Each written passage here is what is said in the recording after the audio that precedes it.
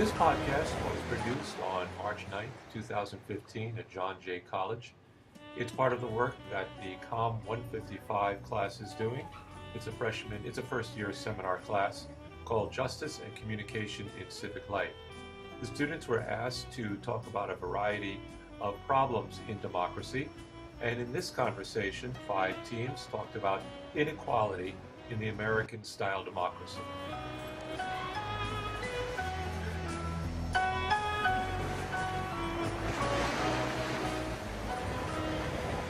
My name is Steven Velasquez, and I'm a freshman here at John Jay, and my major is forensic psychology.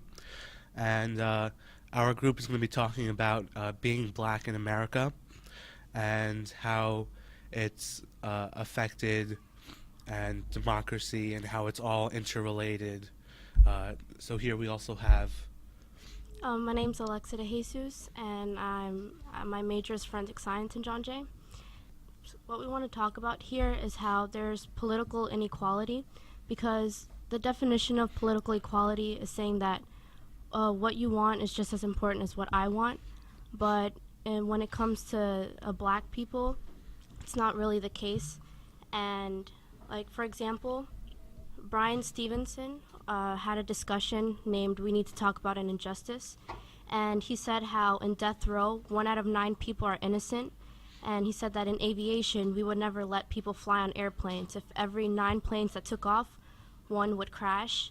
And this connects to black people because it's not our problem, because we're not being discriminated against, we don't feel the need to have to reform or have to change this inequality.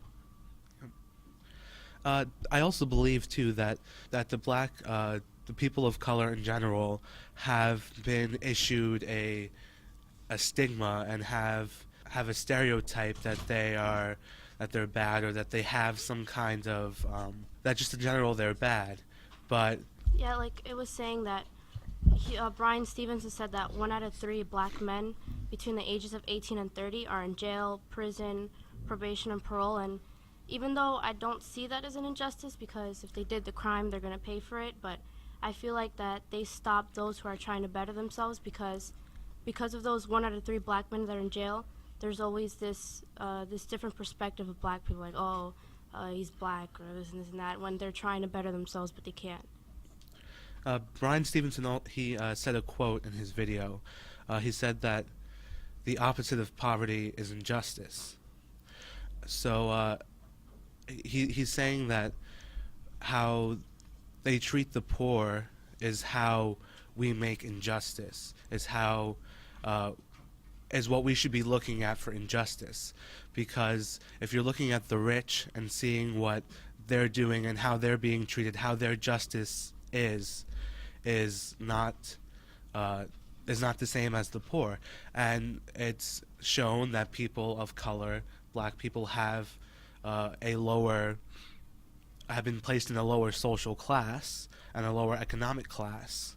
So for the most part, they're kind of stuck in their situation, and they don't know any better to get out of that situation. And they're not necessarily led with the opportunities to get out of that situation. Yeah, and I agree, because supposedly democracy is a place where citizens can decide their own fate, but because of this injustice, because of this discrimination against black people, they don't have that freedom, because they're judged by how they look and not by how they really are. So I'm going to talk a little bit about what's kind of happening in the community with black people in our community, and there are a bunch of organizations that are trying to put out awareness. There have been many riots or protests for injustice of black people, like in Ferguson and all those cases that just police violence in general, how they're being treated. It's not necessarily right that they're being treated that way, that they have that extra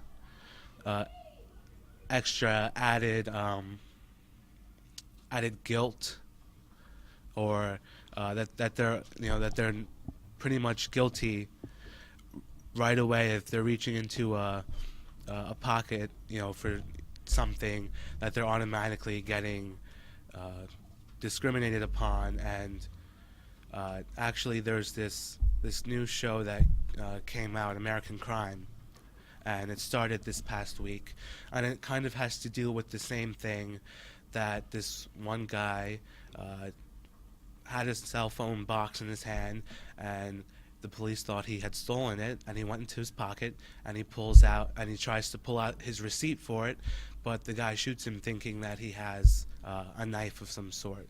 And then so that's just, it just shows that there is already that view of them being bad and them wanting to just get out of it, and that's it. Yeah, and I agree with you, because just because, like, for example, the police officers, they always say, well, when they're with a black person, they treat them differently than if it was a person of a white race. But I disagree with what you said. But there's like many organizations trying to fight this discrimination, because I feel like we have a hard time talking about race because it's a sensitive topic, and we're not willing to commit ourselves to this like reconciliation with black people, and like to treat them as equal, because some people believe that it's not our problem, so we don't have to deal with it, and they don't want to recognize their flaws. They don't want to recognize that they're narrow-minded. They don't want to change their views. Yeah. So that's why, well, that's why we can't necessarily be democratic with this, is because we don't want to recognize it ourselves, and that we have come to a point where we see it as just their problem, and or we don't even recognize it as a problem. It's just a common idea. But there are people that are trying to, like, there are themselves, the people who are getting hurt or are trying to get out there and trying to publicize this.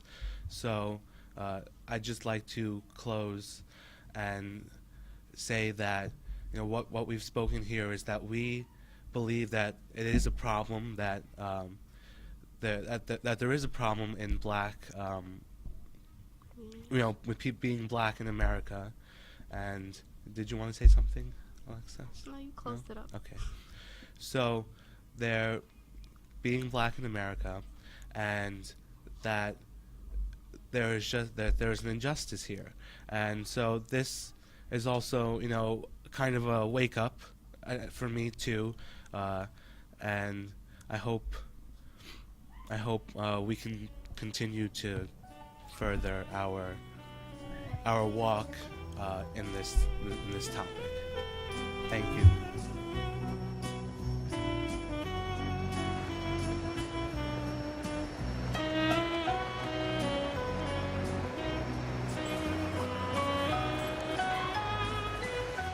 Good morning. So first of all, we want to say our topic is being female in America, and it is a coincidence that our topic is being female in America with all female on the podium. So do not think we are gonna hit at yes, there's inequality, because there are actually two that disagree and agree. So to start, my name is Janelle. My name is Mariam. My name is Zoya. And my name is Catherine. Okay, and we're gonna battle the thought of, is there equality in government or is there inequality in government? So first of all, we wanna discuss what a democracy is and what does it mean to be free or equal. Democracy is the freedom and equality for all, irrespective of race, color, gender, and why inequality means imbalances, variability, differences, and so on. So, to ask Zohia, do you believe there is inequality in democracy? I believe that there is inequality in democracy, and also inequality in women in democracy as well. And why is that? Basically, I believe that women still get paid less than men, and I feel like that's definitely inequality. Women still make women still make only 78 cents for every dollar earned by men, a gender wage group of 22%. Okay, so I disagree with that because I feel inequality and being equal as female in democracy is a misconception of the mind, because I feel in Congress or government you have millions of women who are in high positions. Say you have Hillary Clinton, who was former Secretary of State, and she's now the former senator, and now she's the Secretary of State. You have Nancy Pelosi, she is the first woman Speaker of the House. Sonia Sotomayor, she's the first Latina woman. You have Jeanette Rankin, she's the first to serve in Congress. And you have Frances Perkins, first woman to serve in the cabinet. So I feel like there are women out there that have made it clear that we are equal. It's a misconception. We could be equal or unequal if we put our minds to being equal as men. If we continue to focus on looking at men as more powerful than us, then we are going to see ourselves unequal, because I don't see myself unequal to a man. What he can do, I can do it better. I also agree with Jano, because if we talk of like that women are getting paid less than women, maybe you are talking of women that are working in maybe like McDonald's or stuff like that. But if we talk of women judges, like they earn the same salary as men, so. Not according to research. According to research, men and women that have the same job, like if a man is also a judge and so is a woman, the man will still be getting paid more than the woman, which is definitely unfair to me.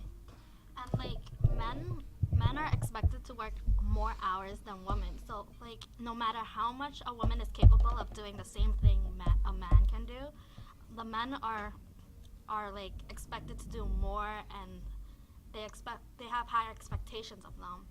So like why can't we women have those expectations? Because in the world there are women that are like capable of those too. And it's just not a matter of being equal or unequal. I believe that women have been created differently from men. We have different purposes from men. So if we keep looking at ourselves by rank, then we're always going to see ourselves unequal, because according to Sheryl Sandberg's TED Talk, she said one of the main things that women need to do to show that they're equal is to sit at the table, negotiate, and never leave the table, and have more confidence, because women continue to underestimate ourselves. Therefore, we're always going to see ourselves unequal. But if you base equality and inequality because of a ranking, then women are always going to seem like they're unequal. But to me, I believe that women are just the same as men.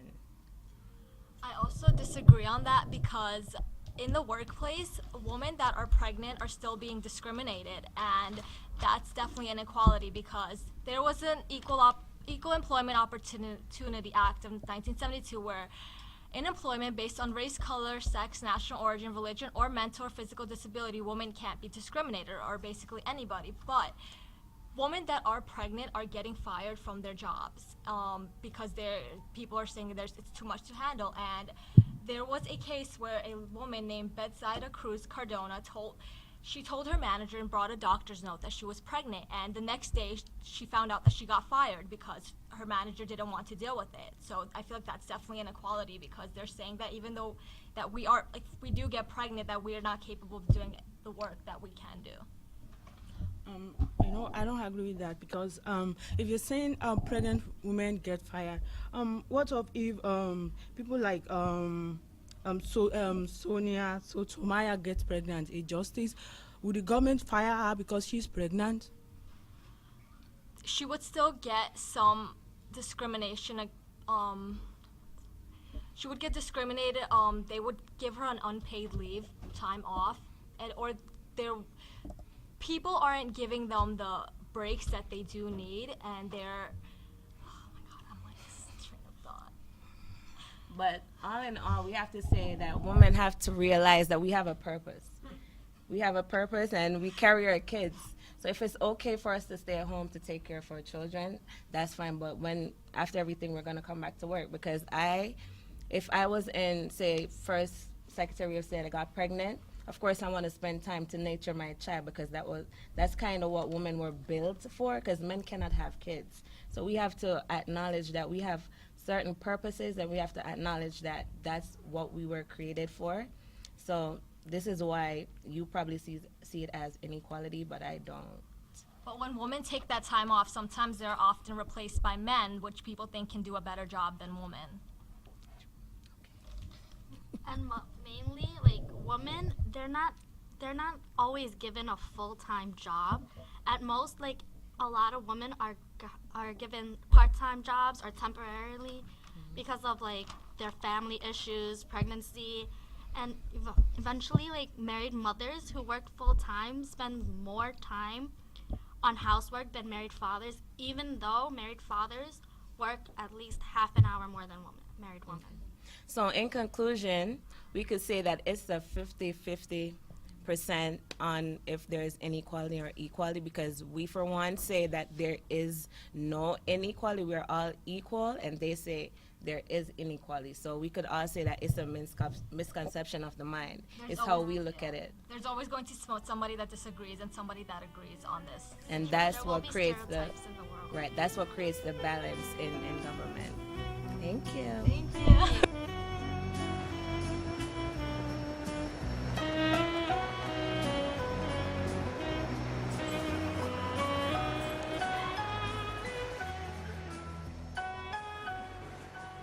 My name is Santiago Dive. You guys want to introduce? Hi, I'm Rosemary Reyes.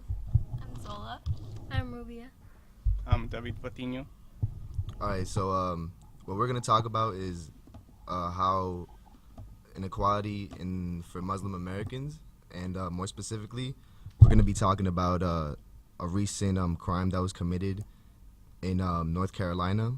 So if you guys didn't know already, a white man shot down 3 Muslim students in Chapel Hill, North Carolina. So this is controversial because what would happen if a Muslim man had shot three white students? You know, like maybe this would have been considered as an act of terrorism. Why isn't the media portraying this act as terrorism? You know, so just for starters, I want to say that this country was based off like freedom of religion. Like the pilgrims came here just for that. So anybody being like discriminated because of religion is like that's not right at all. So yeah. So a hate crime is defined as a crime motivated by racial, sexual, or religious prejudice. So do you think that this was a hate crime? Well, yeah, I think it was a hate crime because it was a white guy and he shot 3 Muslim students, and it was over a parking space, and like I can't say for sure, but most likely if it was 3 white students, he probably wouldn't have shot them about a parking space. Right. Do you have any statistics about how many hate crimes were committed against Muslim people in the past years? Well, since 9/11 in 2001, hate crimes have increased immensely, and before 9/11, there was about 20 to 30 anti-Muslim hate crimes per year. In 2001, there was 500 hate crimes in 1 year against Muslims, and now it's about 100 to 150 hate crimes per year, and they're usually assault and vandalism. And I got this from the Washington Post. All right, so this is a question to my group. Do you think that this gunman, like, he had racially or religiously charged intentions, or was he just crazy? I mean, anyone who would shoot anyone for a parking spot must be insane in one way. But I feel just because it was a certain group and because there was a lot of hate crimes, and there must have been some sort of racial or religious hate. Yeah, I agree. Like, if you're gonna shoot 3 people over a parking space, like, that's not generally normal to do that. So I think he was definitely crazy, but there was also probably some racial factor involved in it. I also agree because, like, it's stupid to fight over a parking space. Like, even here in New York, they always fight for a parking space. But just because of their religion is more of a hate crime than like, just being and also being insane. All right. So there like a lot of the Muslim community, like not only in America but all over the world, have there's been a lot of outrage over how the crime was spoken about in the media. Like, for example, the Turkish prime minister like called out Barack Obama for saying that this isn't like, he's not making a big deal out of it. Like, it should be taken more into consideration. So, how did the media portray the crime? I think the media portrayed the crime as just describing the gunman as crazy, because like the media doesn't actually go into details of why he did it. He just said he just shot 3 Muslim students in front of a cemetery. And I also feel that that just because he was white, they don't want to portray how he is and why he did that for some reason, because he's like known as, he's seen as a white person, so he has a privilege of not going into details of what he's done. All right. Do you think that the news sources were biased in the way that they labeled the crime? I feel that the news sources were biased because they only explain how the Muslim community like was affected, but they don't explain how the white community had anything to do with this or what they have done to protect the Muslim community from it. All right. So, what do you think the headline on CNN would be if the gunman was Muslim? What would the difference be?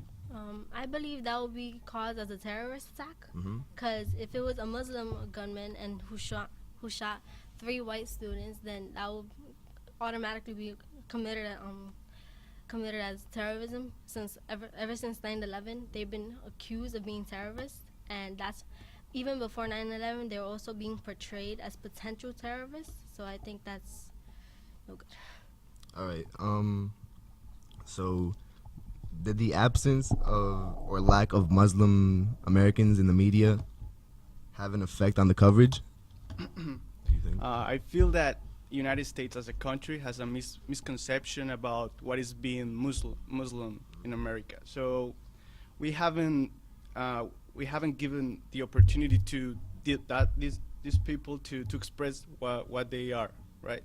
So when they came to United States, they were like shy. They were like heads down. They don't want to talk too much. They are new, and they understood that they won't be here the same culture that they were in their countries. So I feel that they don't speak out loud because they are afraid of like discrimination, to be excluded or something like that. So the media doesn't see that. So if the common like definition of Muslim is related with terrorism, any act that is related with Muslims is gonna be like connected with terrorism. So that's why the media doesn't like just say it's like it's a terrorist attack if a Muslim kills someone else. It's just a crime if a white person kills a Muslim. All right. Talking about what you mentioned, do you think that the new generation of Muslims have assimilated into the American culture?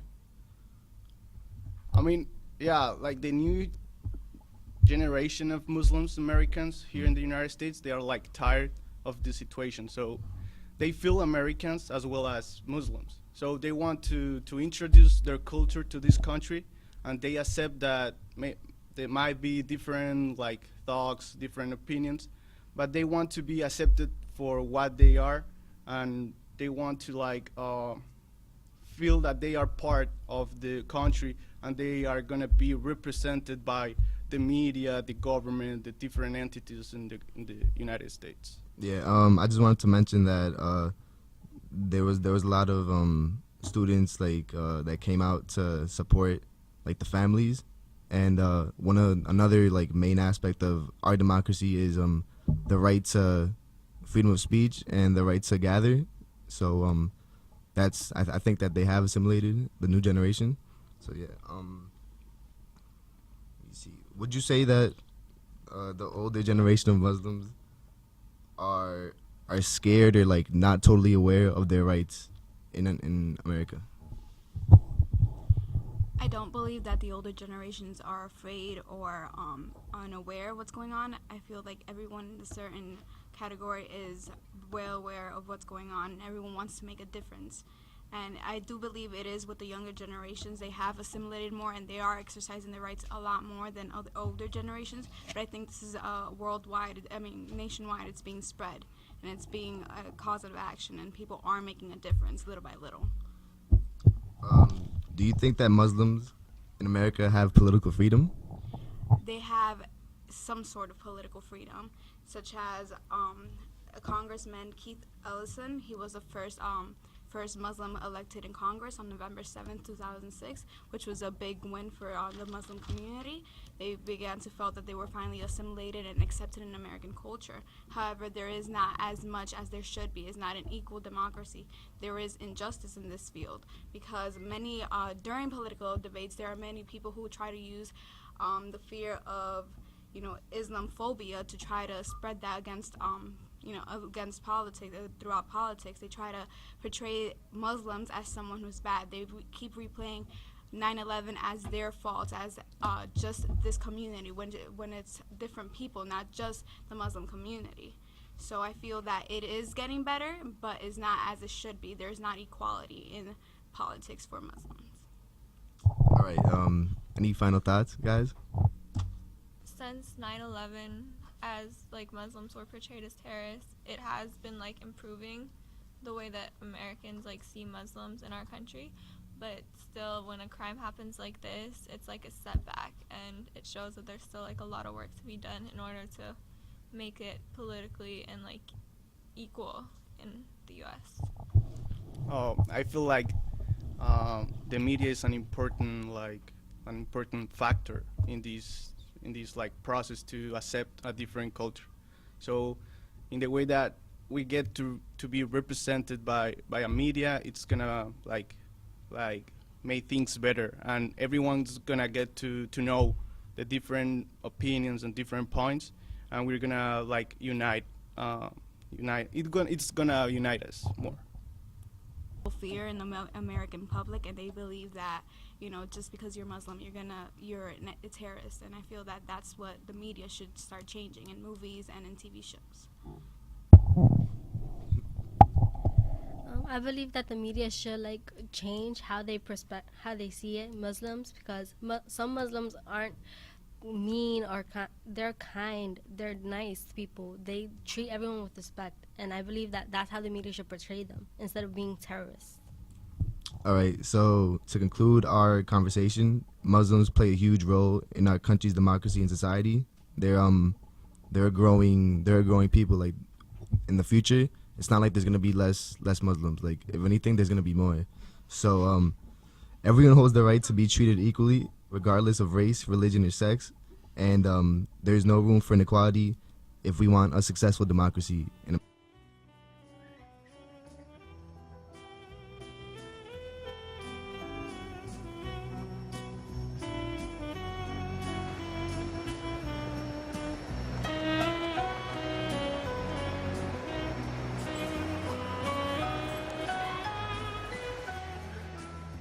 America. Ready?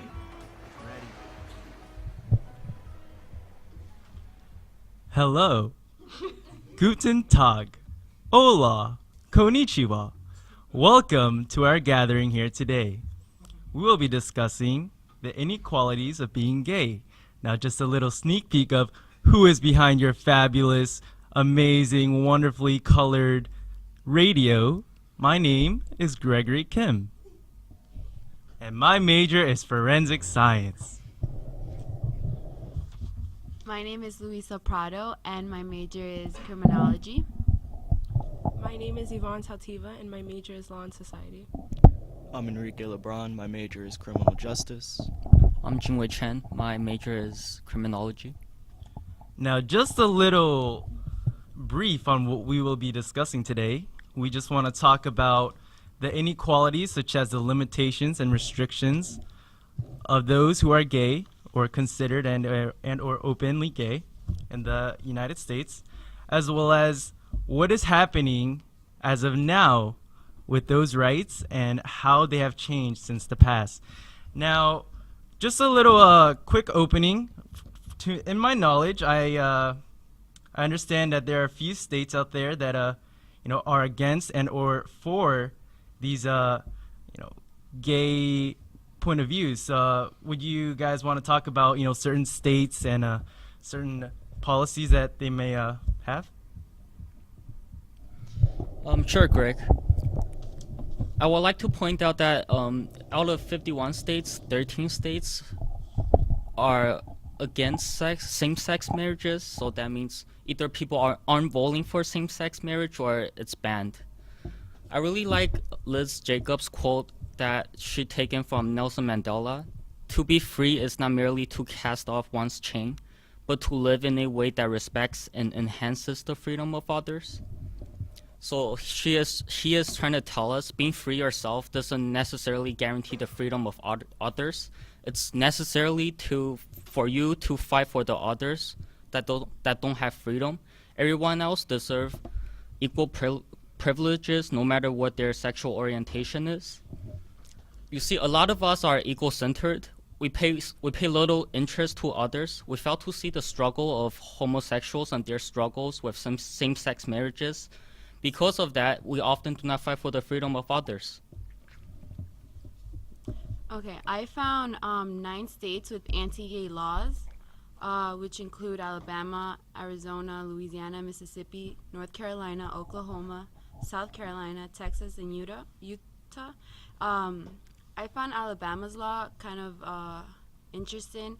It's homosexuality is not an acceptable lifestyle. In South Carolina, gay people only exist when it comes to explaining STDs, which is kind of crazy because their belief is that STDs are just created in gay relationships. I also found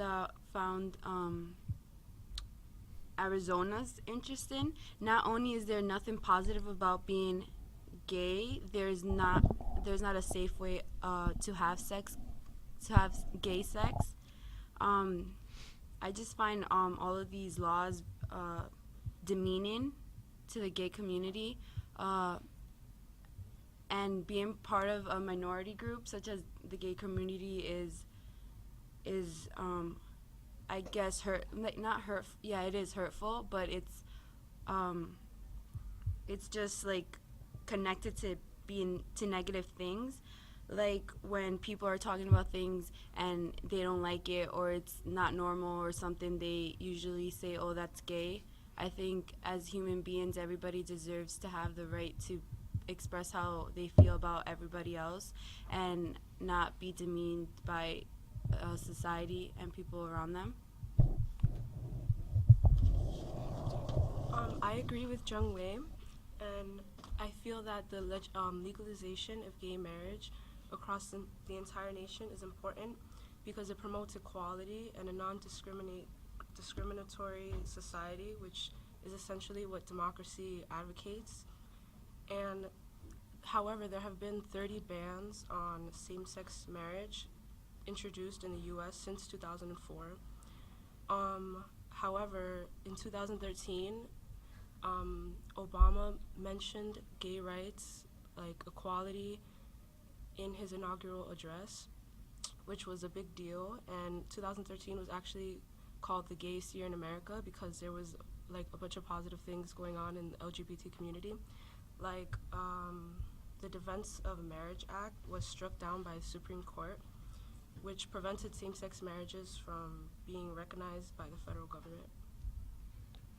And most of the states mentioned that are still not for same-sex marriage. It's most are very religious states, predominantly Christianity, and most Christians actually have been known to bash the gay community, which is infringing on their constitutional principle of the separation between church and state. The separation between church and state was established so one's rights would not be violated due to guidelines and standards of certain religions, and that seems to be one big problem. Also, there's also orientationism, which is the prejudice, discrimination based on intolerance of one's sexual orientation, which is very big in those states. They're very adamant in what they believe in, especially when it comes to gay rights, and it brings a very big inequality in what there should be equal to, because just because they're gay doesn't mean they don't have the rights as most American citizens. It's more of just a mind state that some people won't move from or evolve from. Really good points you guys made. One thing I do want to talk about with the points you all made is that, what makes it a democracy if we take away the rights of the minorities?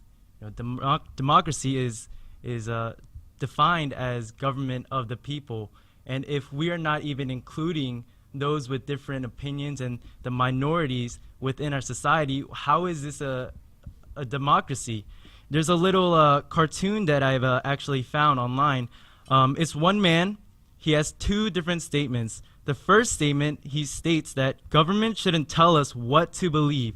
And on the second statement, he says it should tell them, and he points at two gay couples. Now, I find this really hypocritical, because why is it that we should tell them, and why can't they tell us to do something? I find it really hypocritical that, it's like asking or telling us what color we need to like when we have our own opinions and we have our own separate colors that we find attractive, and that's what makes us a unique individual. Now, I also have a question that I want to bring up that kind of gathers everything together, and that question is, what is the difference between being a citizen of the United States and a citizen of a specific state within the United States? And this question not only kind of gives a general big overview of just the United States itself, but also it gives an overview or questions the gay laws, the gay opinions, the position on which society overall in the world sees gay individuals. And so, there are a couple actual countries within this world that same-sex marriages have been approved, such as Argentina, France, South Africa, Spain, Portugal, and many more. And so it really makes me wonder why we need to characterize these individuals as like an item in which we just throw out and we just want to separate if they get old or if they're different than everyone else's. So I think you all made a really good point. And you guys have anything else you guys want to share? I feel like if people care for others as much as they care for themselves, this world will be a perfect place. So guys, vote for gay rights.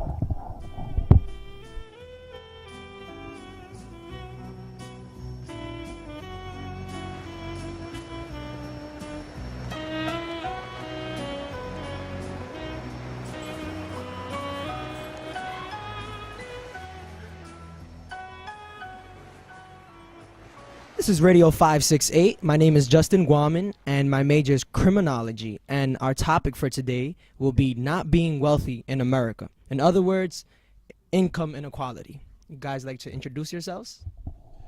Hey, what's up? My name is Giovanni Soto. My major is forensic science. My name is Leonardo Duran. My major is forensic psychology. For the purpose of the radio, you could call me Swag Daddy Mac for the time remaining.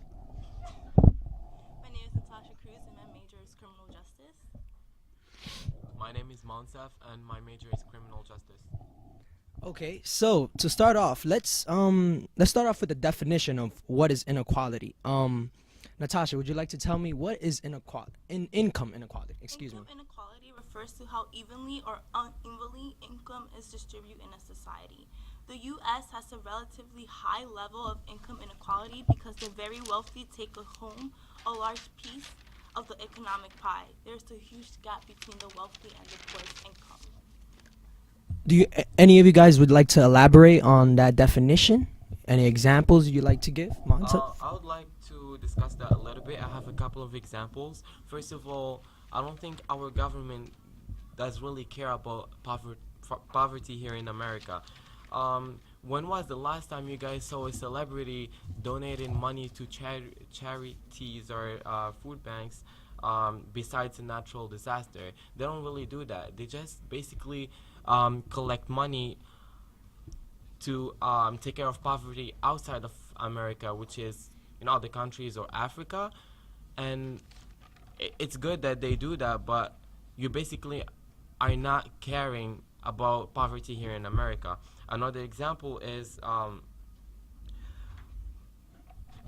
also to overcome this problem, I think the best way is that we have to change Americans' hearts about this crucial problem that we have here in America, because this has to be dealt with. Because people who are facing hardship with low income aren't really provided with the opportunity to get help. Usually, if they grew up in an environment which is very poor, they stay in a poor environment. They don't have a high chance of developing. Right. It tends to take a miracle to break out of that. Yeah. Exactly. And I have one question for you, Natasha, since you're interested in minimum wage. Do you think we should raise the minimum wage? Well, first I want to say that the problem here is not that being wealthy is the wrong thing. It's that something has to be done in order to give others a chance to be wealthy. For example, with minimum wage, we have the rich making millions, billions, and even trillions. Everything revolves around money. How is it that we're supposed to be equal in the American democracy when we do not get the opportunity to rise to the top? I believe we should raise the minimum wage because when Americans are getting paid $8.75 and are working harder than ever but getting nowhere and see the wealth going to the people at the very top, they lose hope. When the middle class incomes drop, there are fewer chances for upward mobility. The American dream is broken. And I would actually like to add on to that. I read in an article, and it's in the New York Times. It says that the 30 richest Americans own as much as 157 million people, and that's just the rich people. And also, there's another statistics that I read that says 85 individuals, just 85 individual rich people, own as much as 30% of the wealth in America. Do you guys want to elaborate on that? Well, I mean, to get back onto the poverty, the minimum wage, I feel like minimum wage, raising it would also, it's kind of hard to do that because it causes many problems, because the minute you raise minimum wage, you also lose workers, which is kind of unfair. Or if you raise minimum wage, the people who were working there they're still making, if not just a little bit more money than they were before, because hours get cut. So I feel like that can be an answer to the problem, but it's just a matter of branching out into other issues. So minimum wage. Any of you guys think that being paid $8.75 an hour is something that it's a standard where people are able to live on, such as, let's say, if you got college, a family. What do you guys think about that? Well, I do agree with you, Justin, about this. This is a very important question to ask. But also, we should consider that if we have a bad economy or low economy, also, is it okay to raise the minimum wage? Which is one question to Natasha. I think she understands this concept better since she addressed it in the first place. Do you really feel like we should raise the minimum wage if we have a bad economy? I believe that we should raise the minimum wage because I believe that the poor are not getting enough money to save up and rise to the top. The problem here is the rich keep getting richer and the poor keep getting poorer. Getting paid at 75 is not enough to live by, even if you work 40 hours per week. This ruins the sense of equality, I believe, in America. I am not talking about being equal in income. There does have to be rich people and poor people. I'm talking about being equal in opportunities. Rich people have more opportunities because their power leads to their voices being heard and their incomes being cared for, when the poor are just pushed to the side.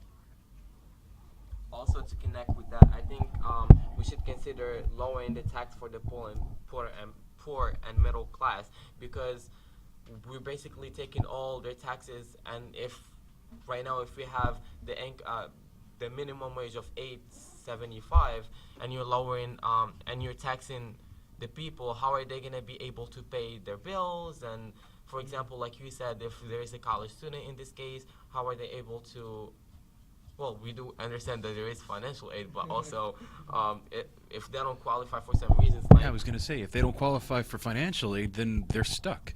They're in a situation where they can't be helped, where they won't be able to pay for their college education, where they won't be able to pay for their food, their gas money to get to college, etc. Yeah, I feel like another issue as far as money goes is in financial aid. It's either you make you make too much to get financial aid, but then you're struggling with the tuition itself, you know what I mean? So that's also another issue with financial aid. So to sum this conversation all up, to sum up just this subject, income inequality actually affects our opportunities in life, basically. If we want, like you guys saying, we want to go to college, we're gonna have to work a part-time job at the same time go to college. You know, that can affect our grades because at times we're not gonna have enough sleep because we're constantly working, or we have to work when we're supposed to be doing our homeworks. So we understand that this is definitely inequality and opportunities as well.